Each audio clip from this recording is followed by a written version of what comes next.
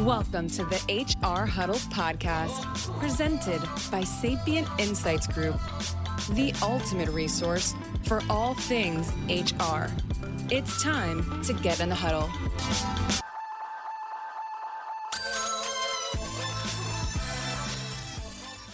Welcome to Spill the Tea on HR Tech, where we focus on the hottest HR tech news everyone needs to know to be in the know.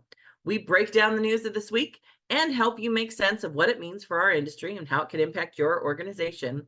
We're recording today on April 23rd, 2024, just after tax day, if you were working on your taxes, bringing you all the news that you can use this week. I'm your host, Stacey Harris, Chief Research Officer and Managing Partner for Sapient Insights Group and our research and advisory firm. And joining us today is Cliff Stevenson, my Director of Research and Principal Analyst for Sapient Insights Group. Welcome, Cliff. I know you and I have been running all over the place this last couple of weeks. We got a little bit of a break from events earlier this month, but now we're back on the road again. So hopefully this is sort of coming through loud and clear because we're on our on-the-go recording devices today. But it's been a couple of weeks, hasn't it? It has been. I mean, you've definitely clocked some miles in. I believe you've crossed half the Pacific twice. That's a full Pacific run. Yep. You've been mostly on the West Coast, so a little earlier for you, but I know I've been cut in the middle right at Austin. I'm in Miami now. So it's been pretty good. But in that time, we have been able to learn about all these new things that are happening at these organizations. And at the same time, we've been able to stay updated thanks to our friends and the hard work you do keeping these stories going. A lot of people news, a lot of movement in organizations, but also some partnerships, some new product rollouts. And if we have time, we'll talk about some big stories coming out of the FTC. Actually, they could have a big impact on HR. And of course, we'll do a little recap of what we were able to learn from these conferences and sessions that we were able to go to and we can pass on to you. Yeah, it's been a busy couple of days, but like you said, there's also a lot of news going on. It probably is just before we get started to let everybody know sort of where you and I will both be at over the next couple of days. So you're still in Miami right now at the Workforce Software event, correct?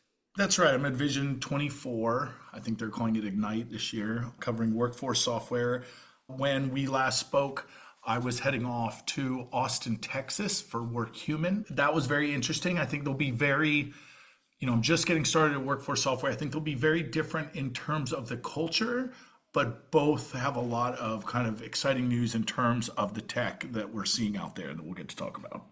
Yeah, and I just got back from Workday's Innovation Summit that they had last week, and now this week I am at Oracle's application event, and we'll have updates probably on the next call on that because we haven't gotten to any of the sessions yet this week. The first week in May, full week in May, I'll be at Chicago for the Cornerstone Regional Conference Connect, and excited to be delivering some sessions there.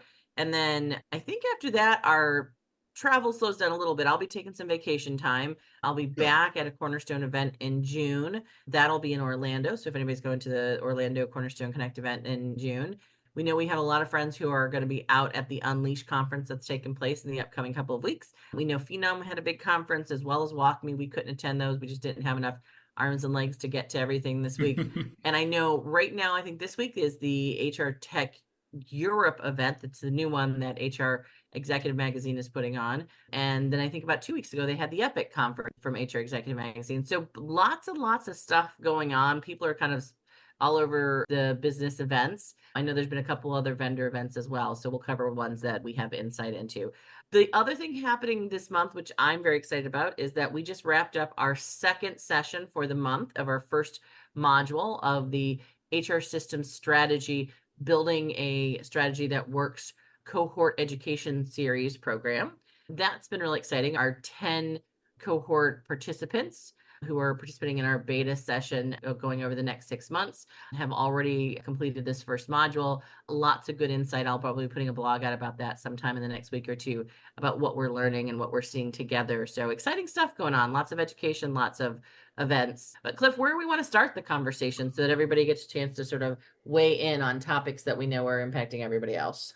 Yeah, well, I'll tell you one that I found very interesting, and they did a sort of I don't want to call it an emergency, but it was a last minute announcement, obviously, because it was under NDA at the time. But UKG gave us some news, and I'm actually going to be out there for their analyst event in mid-May, as you were talking about. That's when we're going to start wrapping up. I'll be in Las Vegas for that.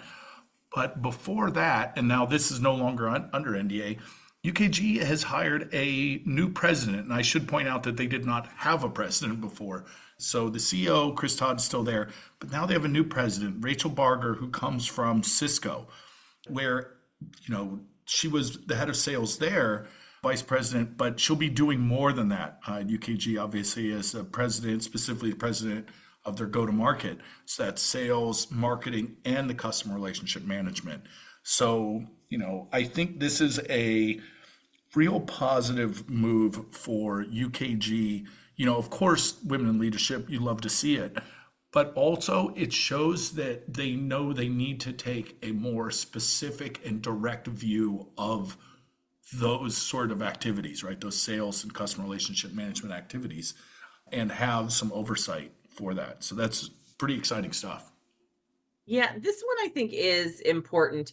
And not only, so it's a bit of a backfill almost to some extent. So Chris Todd, who was president and then moved into CEO role for Aaron, now I think more than a year ago at this point, they hadn't really filled what was the shoes that he had been playing. We do see this a lot more in these large enterprise application. We up at Workday, we have a couple of co-presidents, and now with Carl Escoban being this sort of primary CEO, you do see people sort of really trying to figure out, how do I balance all the leadership needs of an organization? And so I think this is a good move for UKG. I think, one, it's great to see more women in leadership, as you and I have talked about, but it's even more important, I think, to make sure that you have the balance in leadership across an organization. And Chris Todd, I think, has done an excellent job of doing the transition over the last year into his new role.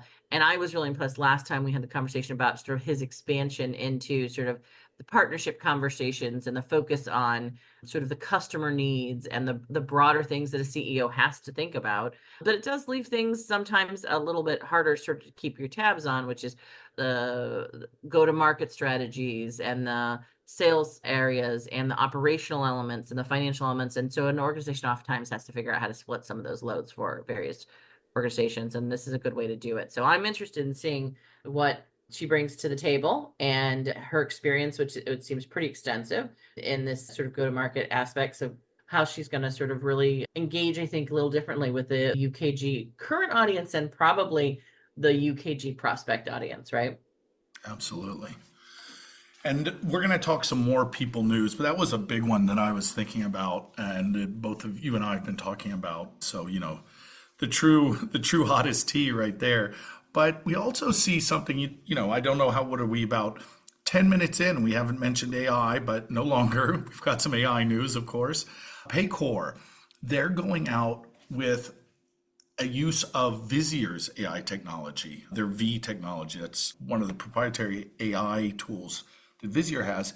And Paycor is going to be using that to provide those analytical insights into organizations, specifically around pay and all the things surrounding that, but just being able to give that sort of large language model ability to answer questions and find the information that you're looking for using natural language.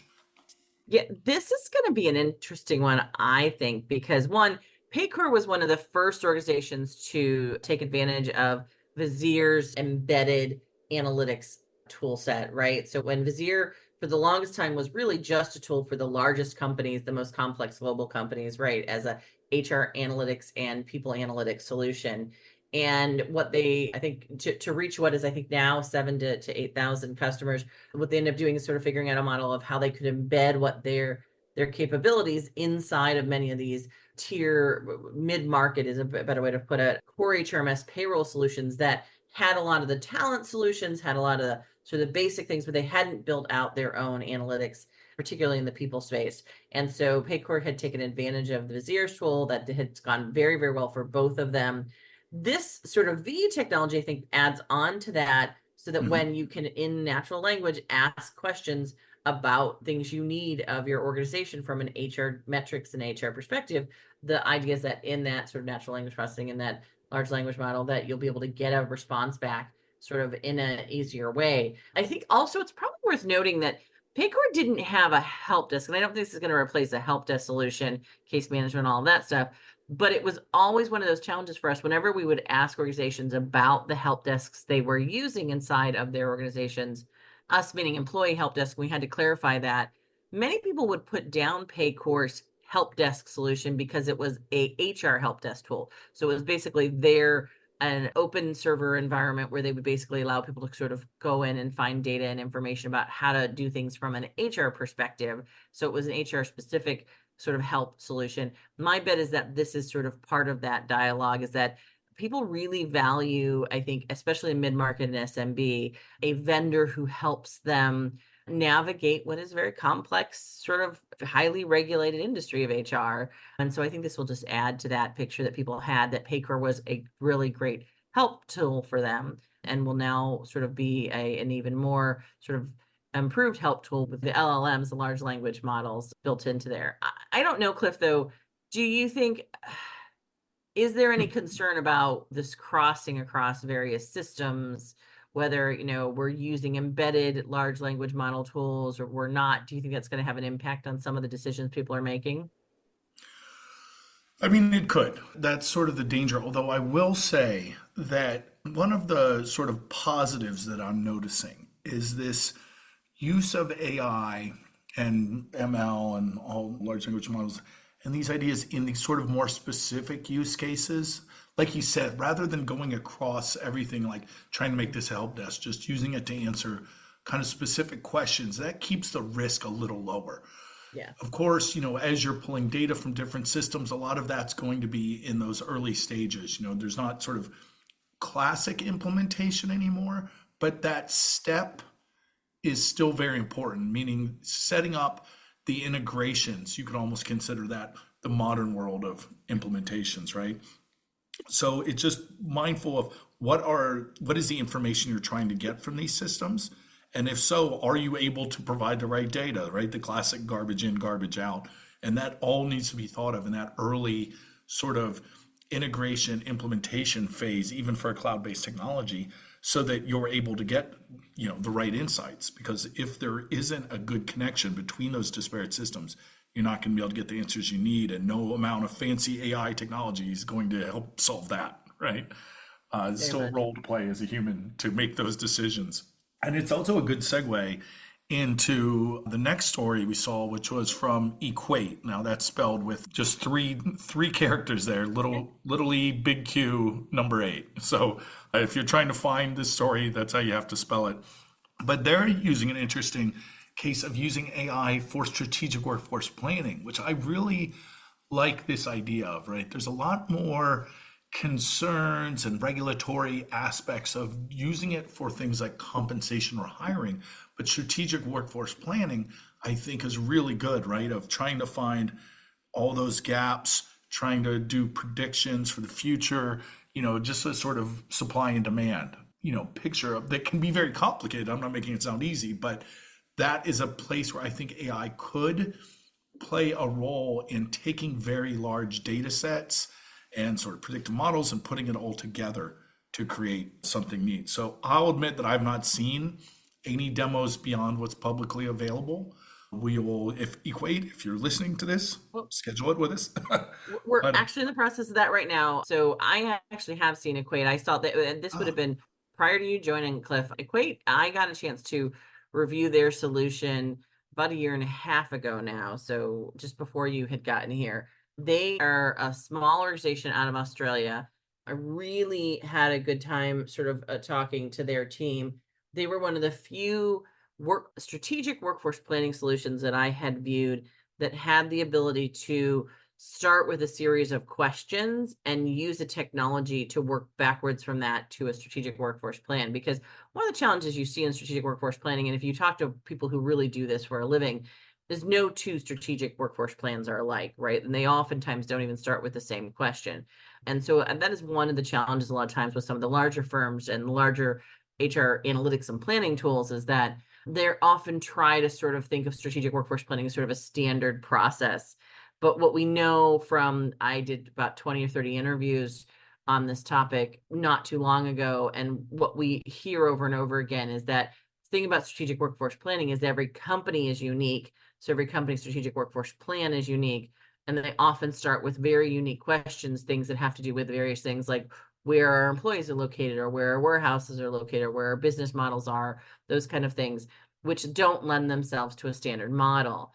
And I do think this is a good place, like you said, for artificial intelligence, particularly the large language models, because what it is it's a contextualization issue, right? We've got to understand the context of where those questions are being asked to be able to do a really good job of giving scenarios and modeling capabilities. And that is exactly, to some extent, what this, so the current state of these AI models is that they're doing a better job at contextualizing, of doing a better job of having some natural questions that you can ask and get natural answers of. What they aren't really great at oftentimes is knowing the difference between a right or a wrong answer to some extent, right? So, where the analytics and planning tools will give you, well, 80% will do this and 20% will do this. AI is taking that next step and saying, based off of what we know, here's what you should do. I do think there's a lot of opportunity there to really sort of refine what these tools are doing. And I haven't seen this newest solution of Equates, but I'm intrigued to see this. We'll be getting a briefing here soon and we'll give an update on it. But I do think that this is a space with the tool set that I had seen that they had a year and a half ago. I'm intrigued to see how they're going to pull these two things together, because I do think it was one of the more interesting workforce planning tools that I'd seen in a long time. Pretty bit bare bones at that point in time. They were still doing some development work on it. So I'm sure they've sort of gone through some updates and changes, as all small businesses do. And we know they've gotten a much larger number of customers who are using them.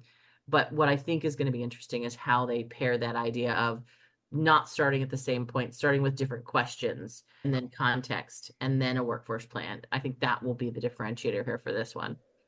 Yeah, that's a great point. You mentioned not being able to tell right from wrong, but it's also right there. We always talk about the role of humans in this new world of AI, and knowing which questions to ask is still a very important skill that almost relates to what we were talking about prior to knowing which data you need to pull, because you need to know the questions you're going to ask and the things you need to know.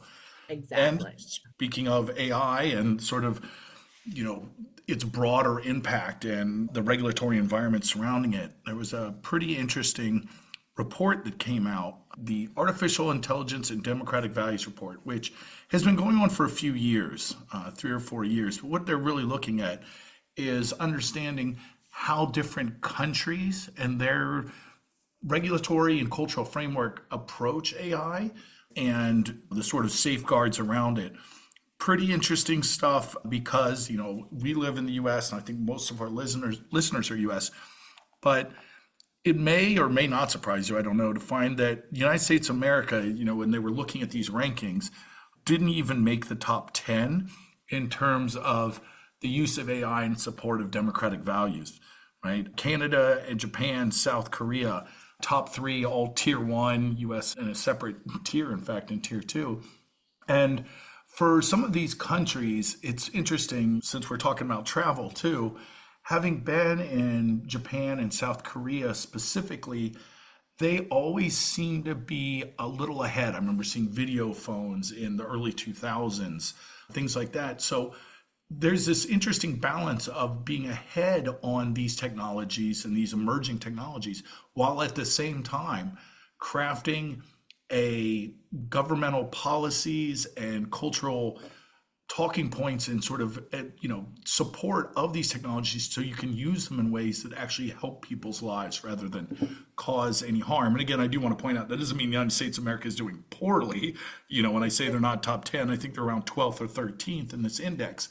But it does reinforce the idea that there is a broader impact of these AI tools. And when we were talking about Equates, strategic workforce planning, I can see there's a lot of potential for good there. And I love seeing when AI is used in these ways that can help people's work lives better while minimizing any possible harm. Some of that, comes from how the governments are looking at, but it also has to do with how you, as an HR person who's in charge of selecting and deploying this technology, has to think about the broader impact. So that's just something to see as always, the links will be in, if not the show notes, then in our LinkedIn post. So you can take a look at that yourself.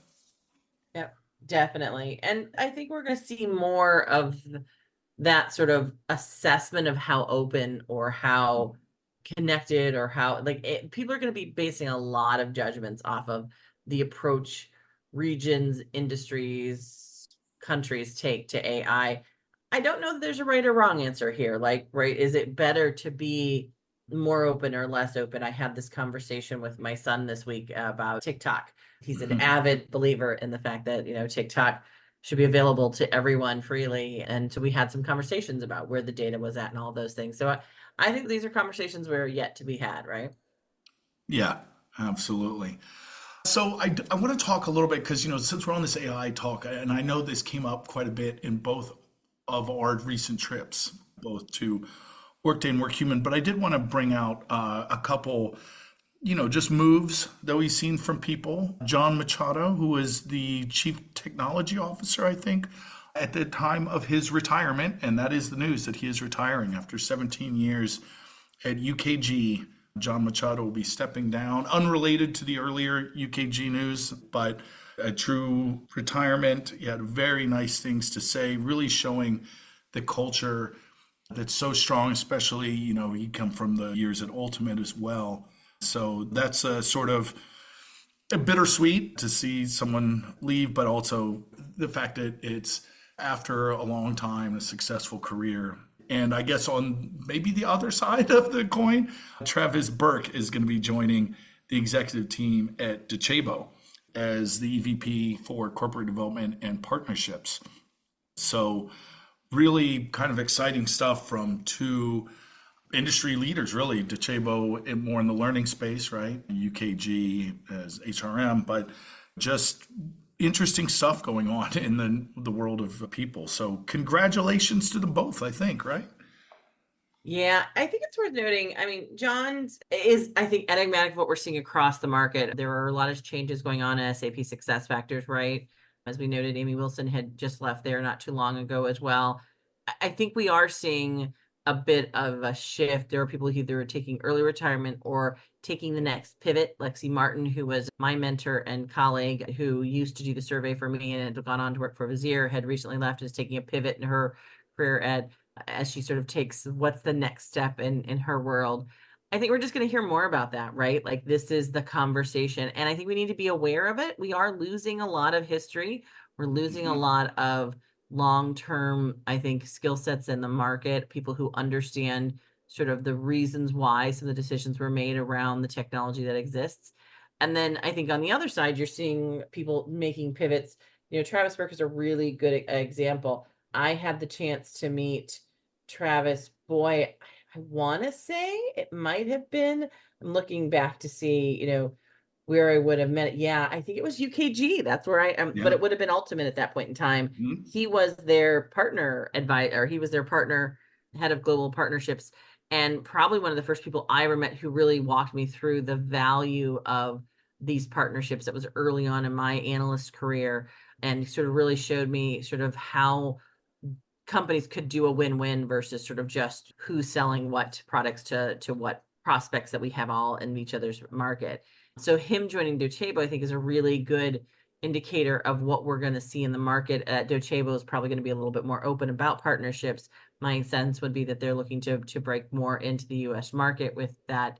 So all these hires and people sort of retiring, they lead to different, outcomes that we're going to see in the market. And I think that's kind of the more interesting conversation here, is what does that sort of new person, new persona inside of an organization lead to, right? Absolutely. Yeah, I do think a lot about, and I think we've talked about it before, when we talk about losing that history and just the fact that, we talk about demographics because of the nature of the work we do, and knowing that we are losing something special with sort of an end of a generation that isn't at work anymore. It's certainly AI is no replacement for them. And I wish there was some way, though, that it could be, right? That we could use these powerful technologies to harness the importance of experience, and all of the things that it brings and those insights and those connections, those people connections, which I guess I will use to transition into what I saw at WorkHuman's conference, which is just called WorkHuman Live. That was in Austin. And if you know WorkHuman, listeners, then you'll know that they were previously Global Force. It's been quite a while though. And they would say they're an employee experience organization. You might know them from rewards and recognition, although they definitely do more than that now. And they're always a more interesting conference to me, only in that they tend to talk a lot more about, the importance of just friendship and togetherness and sort of broader topics that I find just as fascinating as the architecture of these AI systems and where those things interact. I was specifically thinking of Eric Mosley, their CEO, who kicked off the conference, and it's filled with a lot of celebrities. And still, he was bringing up stats like 20% of US millennials saying they have no friends at all, talking about friendship and connectivity and how this plays in the world of work. And what does it mean if AI can do more and more of our tasks and we have this free time? Does that just mean we're being more productive, or should it mean, and he literally called his speech the end of work. So you can talk about some really broad topics, that was pretty wild. But I would be remiss if I didn't also talk about the fact that the product itself, they've added an AI assistant. They are really trying to be open and upfront about their use of AI as is fitting to their culture and where AI plays a role in helping, prompt and helping write messages of recognition and feedback. They have a performance management system, as makes sense for the role that they're in. And what does AI's role play in that? How can it assist and just make people's lives better, but also create those moments of connection and doing that network analysis that is the sort of technical side to a very human problem. But it's always very invigorating and great to hear those sort of things. And, for a company that could be seen as touchy-feely, they really do have a lot of impressive tech and a strong understanding of integrations and where they fit in and how they can use HR technology to improve lives and, in a sort of broader way.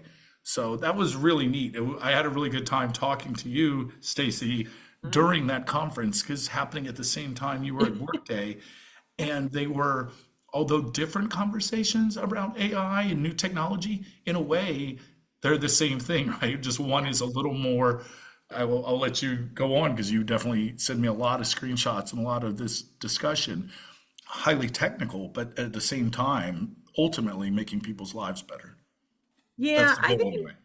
Yeah, it's interesting because I used to attend many of the WorkHuman events back in the past, when it was called Global Force, right? Yeah. Just back ways, shows my age. But WorkHuman was always one of those events that people like they wanted to go to. I mean, again, Yeah. vendor events, at least for the analyst, it's oftentimes for us viewed as work, which is good. I mean, that's what we're there to learn to take the information and bring it back to our audiences. You're really spilling the tea now. Give them the real gossip. I know. Yeah, it's terrible. Yeah. It's What it's here for. it's not all about concerts and good food, let me tell you, because you're on from 7 a.m. to 7 at night trying to capture as much information as you can. WorkHuman was oftentimes a little different, right? Like WorkHuman was like, oh, we all want to go because we're hearing new things, because they always brought some really interesting things to the forefront, right? It's interesting that I think AI has changed a little bit of that conversation in the sense that you have to have it at all these events, right? Even some of these events that oftentimes we're talking more leadership or more recognition or more wellness, right? That actually makes me a little bit sad, but I know it's needed. I know it's necessary, right? And the Workday Innovation Summit is one where it is just for analysts, right? It didn't have any other sessions that went for customers. It was all about getting analysts into a room and sharing kind of the message about where Workday is at, with the goal of making sure that message got out. And very similarly, very much, they kicked it off with Carl Escobar, who's the CEO, and I think is taking on his new role as CEO really seriously. And it's been a nice transition between him and Anil. But it was very clear that for him, there was really a couple of big topics, and one was AI.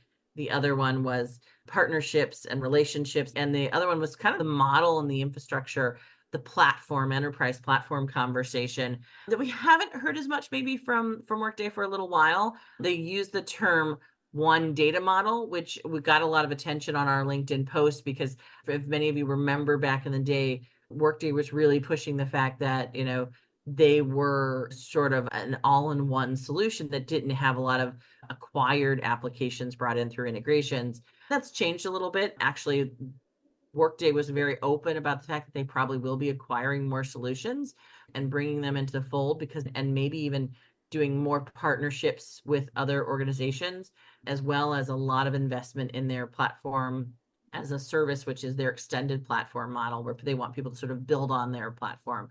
Platform is a much more open concept, and they were definitely having that conversation.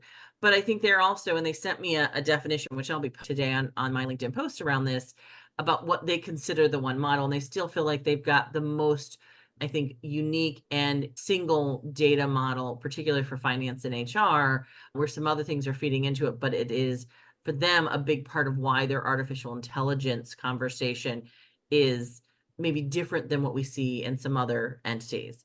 Workday's been probably one of the longest standing artificial intelligence, conversations in the market. Their customers were twice as likely as any other vendor's customers. That includes the SAPs, the Oracles, and the Infosys, those bigger enterprise applications, to know that they were using artificial intelligence even before the big news came out about everybody using artificial intelligence, because that was our survey last year.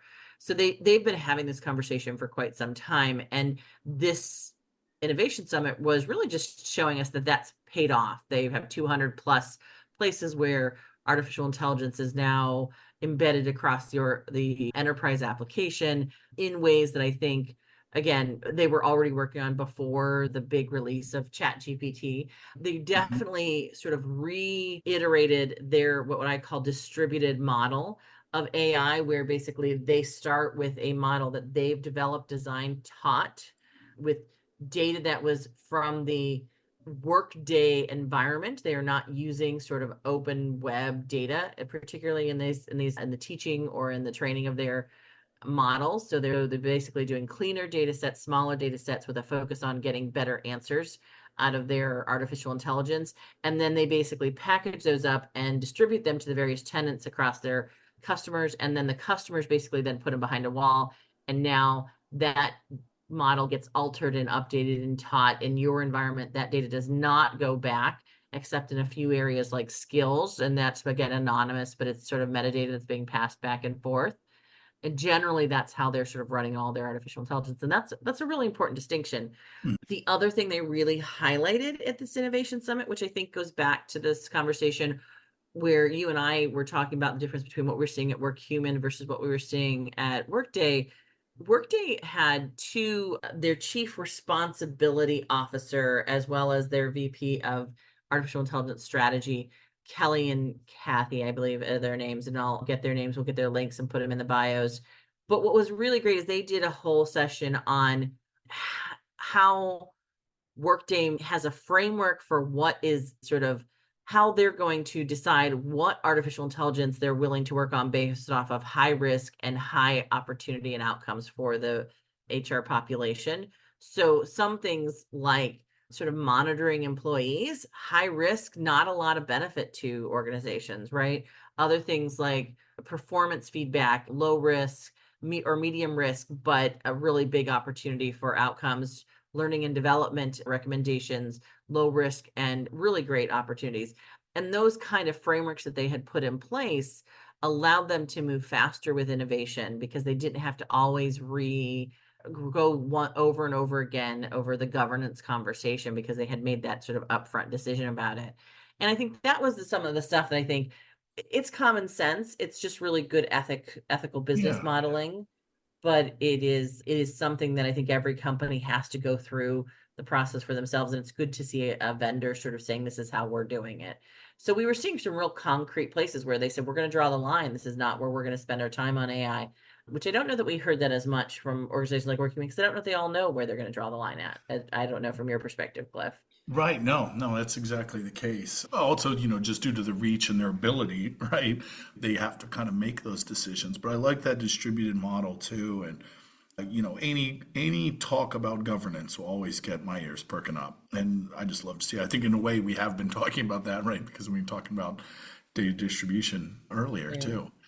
The only other one So I would mention from this event that I think people should be really paying attention to for what Workday is doing, and then I know we'll jump into sort of what's going on with the other events. We know Workday Workday acquired HiredScore just recently with Athena. Or there was a lot of conversation about how their approach to skills matching and AI analysis of sort of, again, data inside of a closed environment could be used across the platform, not just in recruiting, but also in workforce planning, as well as mm, learning, as well as other. That was very heavily sort of discussed. And I think that's going to be something organizations should be watching.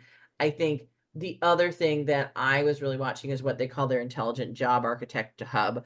This is a tool that's going to it's going to basically take job descriptions and help organizations redesign them based off of what they're seeing both internally and externally. And that is a really big change. yes, We see all the time that the reason organizations feel they can't implement AI or job skill matching, those type of things, is because their job profiles don't work. They don't make sense. They're not updated quick enough. They don't have enough data. So those were the two things I think are probably worth watching that came out of this event, along with all the partnership updates and the really good solid data around AI that the organization talked about. So sorry, Cliff, not to take up your time on other topics.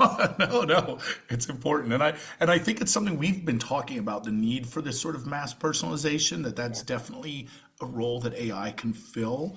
Of doing this sort of customization and hyper personalization at scale. That Yes. includes job descriptions, different communities and different people and different regions, all. And as you said, with new skills, there's so many different factors, and no one person can do it all. And this is where you can really leverage the power of these models, kind of seeing what works, see what's local, see what fits your culture, and all those type of things. That is such a good case, which again doesn't have too much of a downside, right? There's not as much risk as Yeah. when you're using AI for selection and price setting and things like that. So, Yeah. just really interesting stuff. I know both you and I are just starting, you at Oracle and me at Workforce Software, but I'm excited to see where the kind of conversation goes at these events too, right? In this sort of thing, obviously, when we talk about strategic workforce planning here, Oracle, you're going to be talking about all sorts of exciting stuff. I know that a lot of the conversations, since we did mention recruiting and you're talking about job descriptions, this just came out today. So Stacey mentioned the date we're recording. The FTC, the American Federal Trade Commission, announced a rule banning non-competes. And this, if you're not familiar, non-compete is pretty much what it sounds like in the title, in that if you leave an organization, you could be sort of not allowed to go to another organization that was similar. The main case I'd say that was pushing this forward was a Jimmy John's case. They're a sandwich chain, and they're saying if you leave, you can't go to another sandwich chain within 3 miles. That's really tough if you're a worker and that's like your only thing, and you just don't have that option. It's just too limiting. Non-competes traditionally already had to be reasonable in terms of scope and distance. There are all these rules around it. FTC's just said, you know what, these are no good. They suppress wages, and they made all these sort of estimations on how much this will help business growth. Now, already the U.S. Chamber of Commerce, which sort of is like a trade advocacy group for just business in general, has said they're going to challenge it in court and get judges to block this ban, finding it very harmful to what they're trying to put forward. But it was a big enough news, and although it's not directly HR tech, it is such a big story, especially for any of us that came through the recruiting world, where you're regularly asking people, so do you have a non-compete in place? Because I need to know these things ahead of time and have that discussion. So, just really, really a major news for those of us in the US. Yeah, this one is, yeah. I mean, it's probably gonna be challenged, like you Yeah, said, right? And It's going to have an impact on tech, definitely in the recruiting space, right? We might start to see some things, sort of show up in different ways. People are being asked about non-competes or not down the road, because the challenge about something like this, where you get attention to it and it says, no, it's not sort of something that can be done. Well, then someone's going to try and take it too far the other way eventually, right? That's So, right. I mean, I think the non-compete conversation is sort of the same way of the data privacy, or not even data privacy, but the data kind of, as we're dealing with sort of the TikTok and where the data sits challenge. When you've got no borders to where data flows, and you've got no borders as to where people can work, that non-compete gets really, really messy, right? It does. Yeah, it'll be, like you said, it'll be interesting to see where it goes. But as of now, it's in effect. Although, speak to your business attorney before making any decisions. Don't just take my word for it. Read it over, because I know there's some exceptions. I think, although existing non-competes are banned, they do stay in effect for executive level people that have an existing non-compete, but you couldn't put one in later. But again, not an attorney, not legal advice, just could be a landmark ruling. And even if it is struck down, the fact that it's being banned and these things are being challenged does show a change in, as we were talking about earlier with the sort of these generational changes. We've got a new world of work where, as Stacey, you just said, it's getting pretty borderless, and probably the rules need to change, reflecting how the world has changed. Yeah, definitely. We're like all things, new technology requires its own set of thinking and its own set of regulations. It's going to come eventually, and how it happens is probably going to be very different from what we're thinking about today, right? Well said. Yeah. Well, Cliff, we have been through a whirlwind of topics already before, but we'll have more to come in the next couple of weeks. I think just a reminder to everybody that not only have we been on the road and we've been opening up our first cohort education session and building an HR system strategy that works, but we also have been launching the 27th annual HR system survey. Cannot understate that because of the great team that we have. This has been one of the first years in ages where I've been involved, but I haven't had to manage the day-to-day business around it. So kudos to you, Cliff, and to Tammy, who is managing that process, and our whole team. But May 1st, I believe, is the date when it's going to go live to the public, but we might have a few people That's who are correct. seeing early surveys right now coming out from early distributors, right? That's 100% right. And we are very pleased with the changes that have been made. As mentioned before, we really take the feedback seriously. That could be as small as writing in the system you use if you don't see it on that list, or it could be, longer form feedback in general. We take every single comment into account. It could seem like it could get lost in the thousands, but we really do. And we want to make sure it is perfectly reflective of the work you're seeing and the sort of feedback you want to give as a listener to this podcast. If you, for whatever reason, are not receiving this survey through, a tech provider or whomever, feel free. You can go to our website. You can reach out to us, and we'll be happy to provide this survey. And, you can get your voice of the customer heard. Yeah, and this is the only way, just a reminder for those who maybe haven't been paying attention as much, that the full report is now behind a firewall with a fee for accessing the full report, which is a newer thing for us at a Sapient Insights group, but important for us to keep this business running because we're not sponsored. We're one of the few organizations that don't have a sponsored research model. But if you participate and take the survey, then you get access to the full report. We don't just give you an executive summary, we give you the full report. And as you're saying, Cliff, what you give back to the community comes back to you in this space. So May 1st, be sure to make sure you're on somebody's list to get the survey. If not, go to our website at www.sapientinsights.com, and you will find a button there that will take you to a place to sign up to participate in the annual HR System Survey, 27th version. And as we have done in the past, big findings will be coming out in September and October. One of the big release dates will be at the annual HR Technology Conference in Las Vegas, held by HR Executive Magazine. And then for everyone else, we will have some virtual events as well where people can get some of the updated data. Also, just a reminder that if you are not receiving regular updates on sort of our research and the work that we're doing, because we have a lot of stuff that goes out besides just the big annual report, You want to make sure that you sign up at our website for our newsletter to get ongoing updates on research launches, where we'll be speaking or visiting, and when you can participate in our annual survey, as well as when it will be coming out to the public. Be sure to listen to our sister HR Huddle podcast, HR We Have a Problem, hosted by our CEO, Terry Zipper. These HR Huddle episodes, if you really like them, if you find value in the data that we're sharing and the insights and the updates, please be sure to support us by subscribing and leaving a rating and review wherever you grab your podcast. Stay up to date with immediate breaking HR tech news and getting all the behind the scenes content. You can follow us at Sapient Insights on LinkedIn, X, or Instagram. It's also a great place to connect with Cliff and I and ask us some questions. And Cliff, thank you for, once again, I know on the road, it's always a little bit hard to get these things moving and get it in the can in time. So thanks for all your work and pulling everything together. Thanks to our production team, including Brand Method Media Group, who helps us produce our podcast, run by their amazing founder, Kelly, our marketing team, Lisa Renko and Summer Orlano, who make sure that you guys have access to this content. Thanks to you, our listeners and community. We couldn't do this without you. Cliff, I think that's it for this episode of Spilling the Tea on HR Tech. We hope it's been just the brew that everyone needed to start the engines running this week. And we'll be back in 2 weeks with another pot of boiling hot HR Tech updates and insights. Thanks, everyone.